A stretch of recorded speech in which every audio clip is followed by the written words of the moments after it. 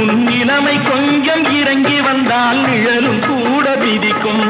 மதியாதார் தலைவாசல் மிதிக்காதே என்று மானமுள்ள மனிதனுக்கு அவ்வை சொன்னது.